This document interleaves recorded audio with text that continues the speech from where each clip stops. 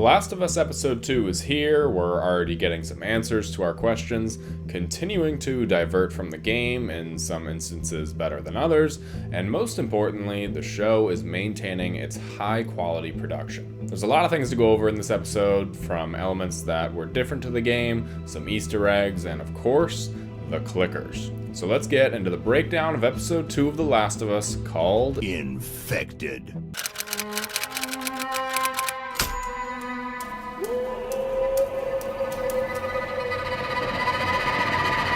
So starting off, the opening scene yet again diverges from the game to show us more of how the outbreak started. This scene ultimately confirms that the flower theory is correct. If you don't know what that is, check out my episode 1 breakdown. So that's cool that we're already starting to see some answers to our theories, but this also shows us that both episodes have an opening that's attributed to the outbreak of the infection, and that's something that definitely wasn't in the game. I truly hope that every single episode starts off with a scene like this, showing us small details into people's lives before or during the outbreak. I know there's a scene from the trailer with Ashley Johnson, who is most likely playing Ellie's mother, and I bet you that this scene is going to be one of the future episode's opening scenes.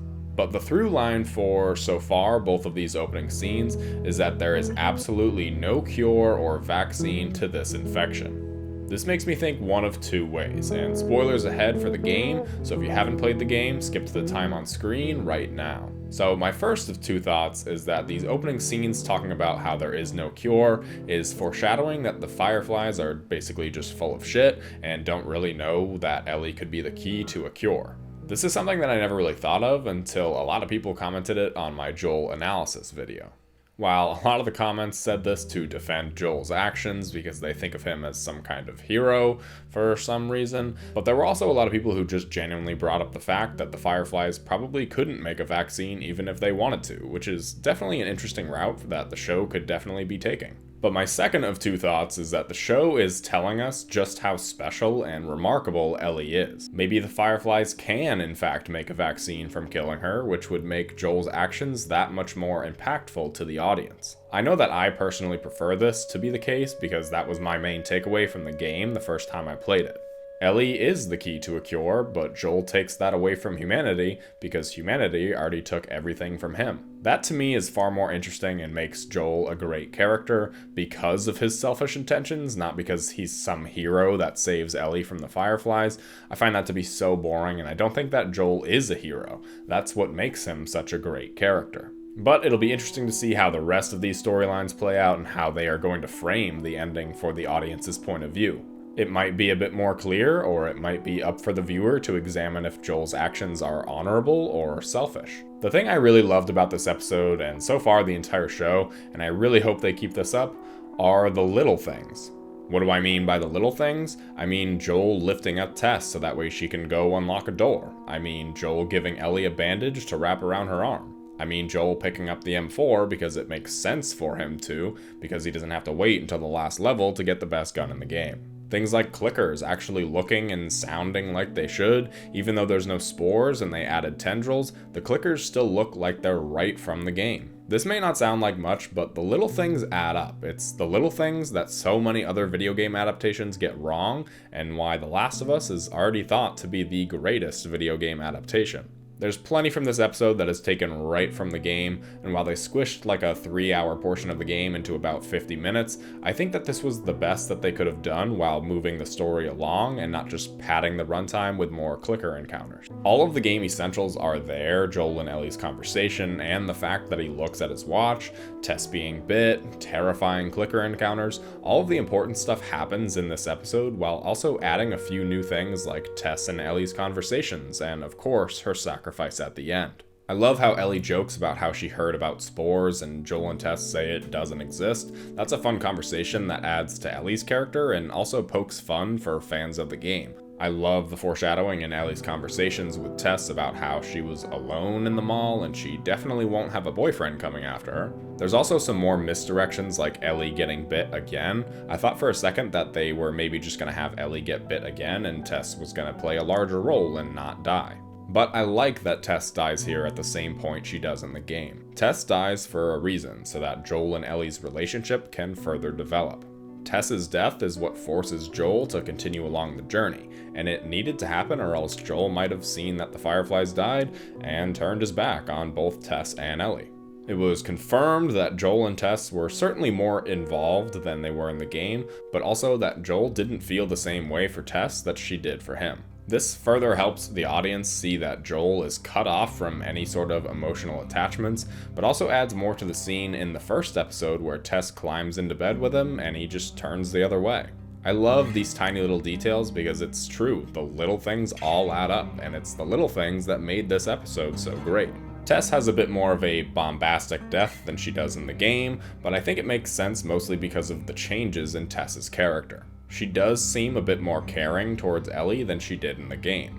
In the game, Ellie is just purely cargo and a hope for the future of humanity, but in the show, we see that Tess actually has a bit of respect towards Ellie, so in this way, it might have been cool to see Tess alive for a bit longer, but it's a necessary death, so I guess it makes sense. I think the change from Fedra being there to the Clickers makes more sense, especially with the change of the Tendrils acting more as a hive mind, but it's not just your typical hive mind like in other movies, so I want to go over that change because I saw a few people being a bit confused by it. The biggest change from the game to the show in this episode was the further explanation of the Tendrils.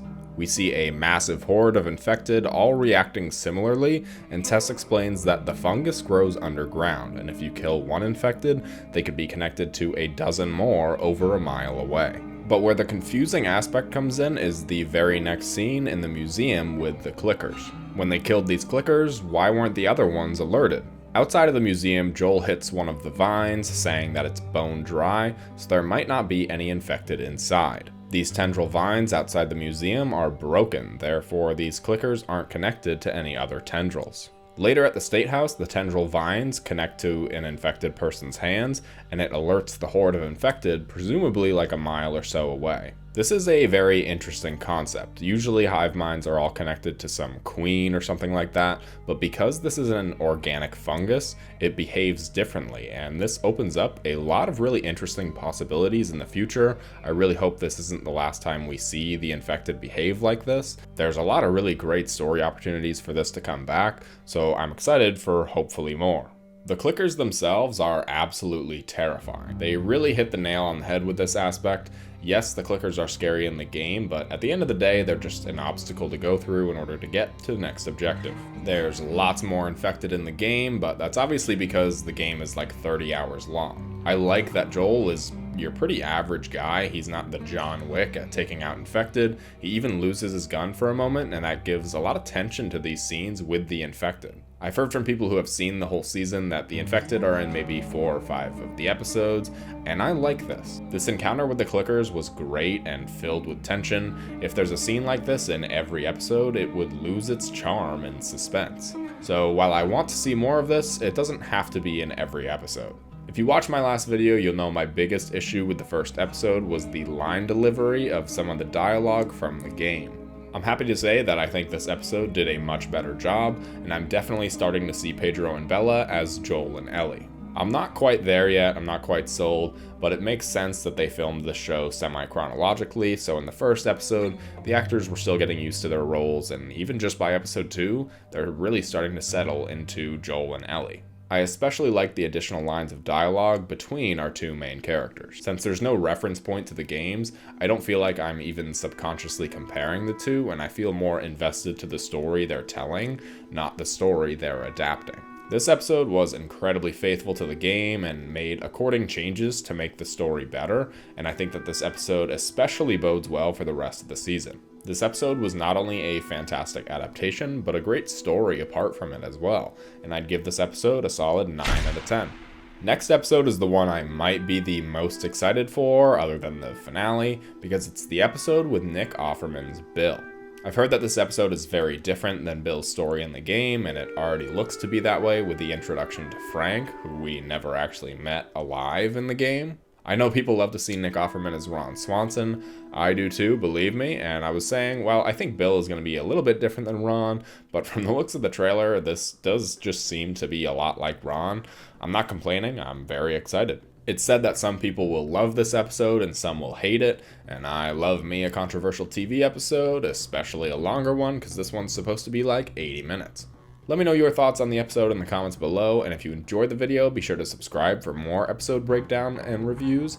I know it's only the second episode, but both episodes have been absolutely incredible. I really hope this paves the way for more successful video game adaptations in the future, but I'm going to enjoy the show while it's on. If you enjoyed the video, I'd appreciate a like, and if you subscribe, I'll see you in the next one. Yeah.